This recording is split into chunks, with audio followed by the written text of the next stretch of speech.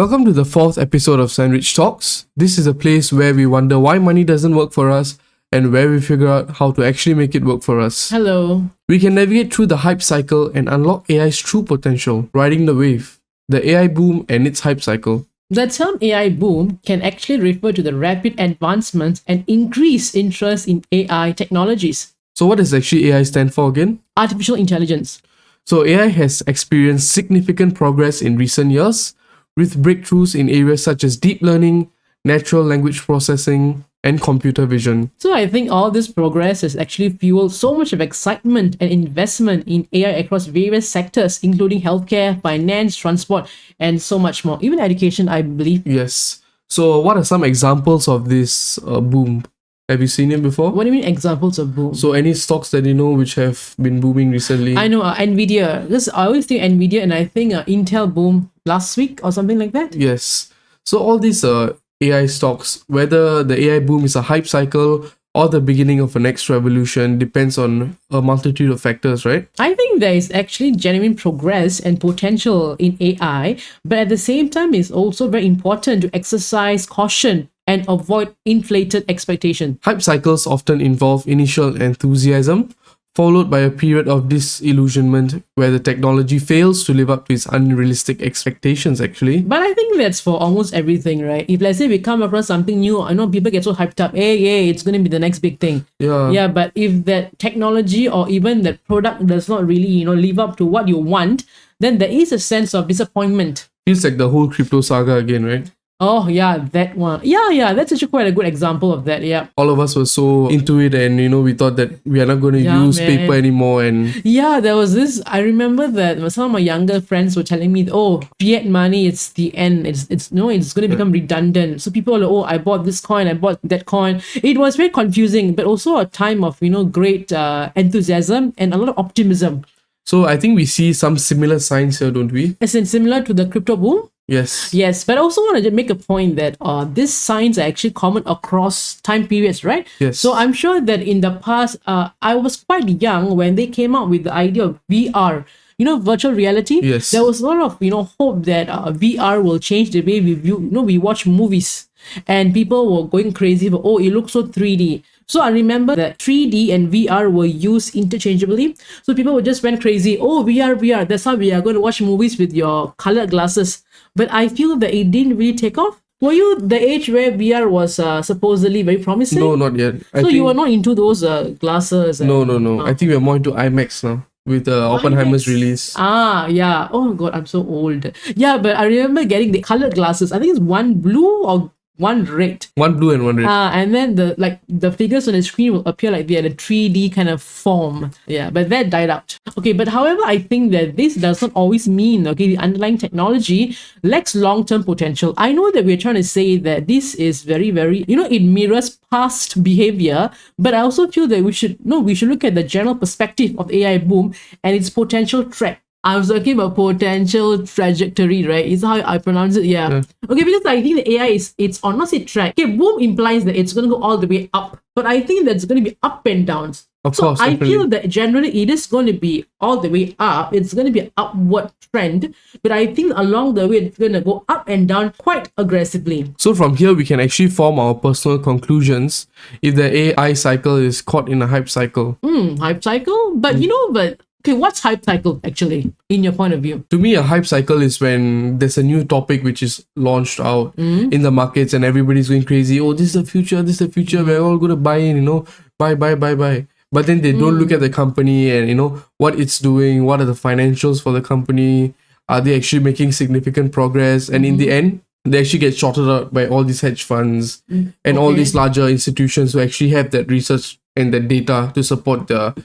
Okay, so can I just clarify the hype cycle? It's a cycle where you start off strong and you end weak. Yes. But I also feel that, the current AI cycle, it appears like a hype cycle. Okay, it does look like it was just another hype. Okay, they're caught in the middle of a hype cycle, but I don't think it's going to die out anytime soon. I don't think it's going to die out as well. But the current prices are a bit too unrealistic. Yeah, I hear you. AI definitely has garnered massive attention and investment in the past 1 to 2 years. Actually, the past recent years. I think it was after the crypto crash, right? Suddenly it was AI. It was crypto all the way, and booms, it was AI. I think it was EV, then together along with crypto, and then now it's all about AI, all the chips. So is that why you're very cautious when you're I thought investing? you were the cautious one of AI. Of course, I'm quite cautious. Actually, I'm quite bearish on AI stocks. Really? Yeah. Bearish in the sense that? In the short term, at least, because like I said before, I think that people just, to me, go based or buy stuff based on sentiment rather than Emotions. Emotion. But that's for all trades, right? Generally. Of course, but I think that there should be some sort of logical reasoning behind it. But then again, there's so many videos, conferences, articles. I mean, everywhere I turn, it's all about, showcasing AI's breakthroughs. In 2023 especially, I mean, there's a lot of buzz. I think we've already covered that. There's so much of buzz about this. Okay, but maybe that's why you feel that there is all it appears to be a breeding ground for hype and overinflated claims, right? So to me, you're saying the AI is just a hype because of all these unrealized potential and maybe, just maybe, unrealized expectations. Because I think people do have this mindset that AI is going to solve all the problems overnight. Exactly. Yeah, I don't think that AI is going to solve all their problems overnight. And just because NVIDIA comes up with a new chip, we are all not going to see walking cyborgs and around. I think we are still in the very early stages. We're still blooming in this sector. And I think that... So we are blooming. Yeah, definitely we are blooming, but I think that what is happening right now is that people are too speculative or people are too positive. They think that tomorrow it's going to happen. We are going to see a cyborg by NVIDIA walking around, but that's not the case. I think that any rise or any fall, it should be slow and steady. Oh, slow and steady. Yeah, but that's an idealistic way of looking at it, isn't it? Slow and steady. It might not be slow and steady, but I feel that it should have some sort of logical reasoning or backing. But markets are really logical, eh? Yes, definitely. Yeah, that's what makes it fun and risky and also a little bit terrifying at the same time. But I think you were talking about how people are so caught up. I mean, in a way, yes, I think that ChatGPT has also, is slowly becoming a part of everyday life, because I work, in a sector or industry where people are actually going a little bit overboard with ChatGPT. So they were talking about how, hey, let's use it to do pretty much everything. It's not just about writing papers anymore. It's like pretty much whatever that you are writing on your own previously. We have been, in a way, strongly encouraged to use that ChatGPT.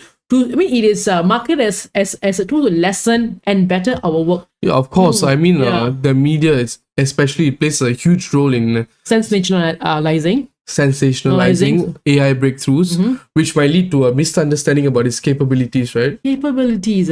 What do you mean by that? So, for example, I read in some place about AI toothbrushes and AI dogs. Yeah, man, I read about the toothbrush, right? I mean, come on, if you want a pet to love and care, get a real pet. But of course, assuming that you really want another living thing and you're committed to be caring for it. So I was a bit perturbed by, do you rather have an AI dog or a fake dog instead of a real dog? I think we can have that poll one day in our page, as we grow bigger. Yeah. Would you rather have an AI dog or... Actually, we can do it now, Yeah, sure. Yeah, AI dog or a real dog. Or AI pet or real pet. Again, way before you were born, I was from the era where, there was this thing called Tamagotchi. Tamagotchi is actually this small kind of device where I got a dinosaur, so I think that people could actually grow the dinosaur. So it was like a pseudo pet. You keep it in a pocket. You're supposed to feed it food and water and care for it. And if you don't do so, it will die. It was a big thing because it was so cute to have a pet in your pocket. But eventually, I think the Tamagotchi did die out. Yeah, of course. So there may not be AI, but that is what maybe some people could look at it as some kind of novelty, that helped promise, but eventually it died out. It couldn't further, meet people's expectations. I mean, it's true that the current boom has been driven by, the multitude of promises and potential that AI seems to be holding. Okay, I'm sorry. I'm just going to cut in and say, I'm also very cautious about the whole thing of promises. What promise does AI hold? So far for me, it's basically, it makes your work life a bit easier, can I say? And also a bit better because, again, it's easier, it's convenience. It's convenience, right? At the end of the day, yeah. So that's why I think previously we spoke about, should we jump on the bandwagon of, buying into this? Again, you may not buy a stock, but how much do you actually believe that this AI technology is going to improve mankind's, experience of being a human? Yeah, but hang on a minute. Isn't adopting a new technology technically jumping on the bandwagon? You mean as in any technology? Yes. So like the ChatGPT thing, does it mean that we are jumping on the AI bandwagon?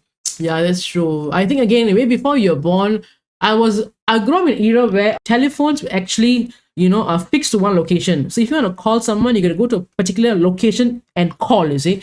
So yeah, when the so-called idea of a mobile phone came, people did try to jump in. That's true. But of course, the cost was the deterrent, all right? So not everybody could jump in the early stages, but as the cost went down, of course, as you know, it became so mainstream. So I think cost is a factor, whether or not you can afford to jump into the bandwagon. I mean, I feel like handphones were one of the success stories in this AI hype cycle. I'm sure there are many technological innovations people would have hoped that, it might have become used by the mainstream and etc. But yeah. Yeah, but it's interesting to actually talk about the fact that mobile phones were actually seen as something so distant, far-fetched. Even part of sci-fi, like when in the 80s even, Yes. right? Yeah, so it was like people couldn't imagine that a telephone could be in their pocket or it could be that small, right? Yeah, that's true. But eventually, we sort of achieved it.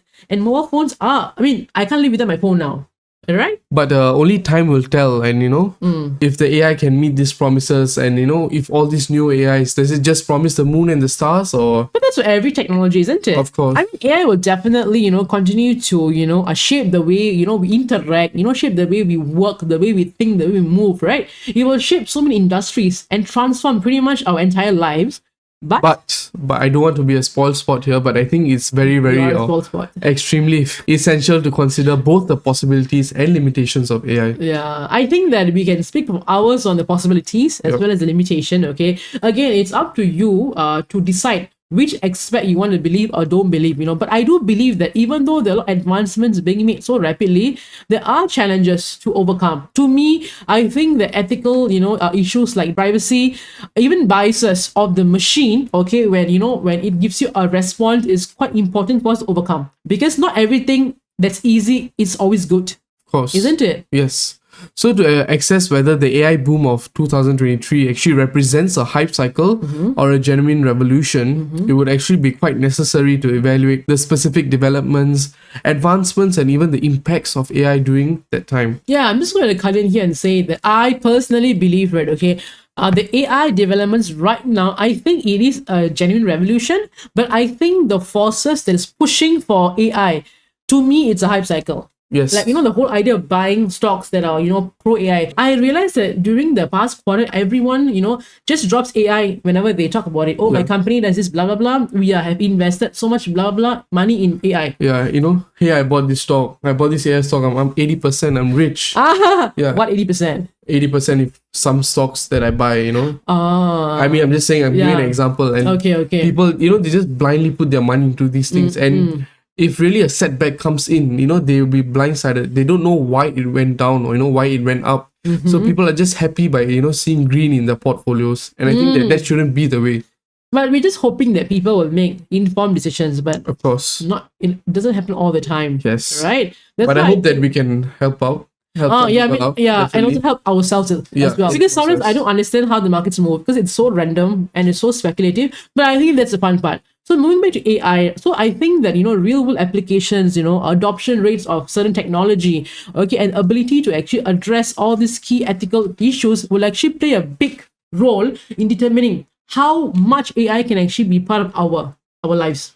The AI boom's hype cycle may actually have its downsides. Definitely. But I think we must remember to approach it with caution, responsibility, and even ethical considerations. I mean, there's definitely, in an ideal world, everyone should technically use a little bit of caution and a little bit of thinking. But, well, we hope so. All right? We can only hope for the best. So by addressing the problems and harnessing the benefits responsibly, I hope that it becomes an essential in our lives and it makes our lives a better or, an easier experience somehow. I think that responsibility is quite a subjective term, but we can only, hope that certain usage will really make our lives much better. Of course. Yeah. So I think for the conclusion for this episode, only time can tell whether, we are in a hype cycle or...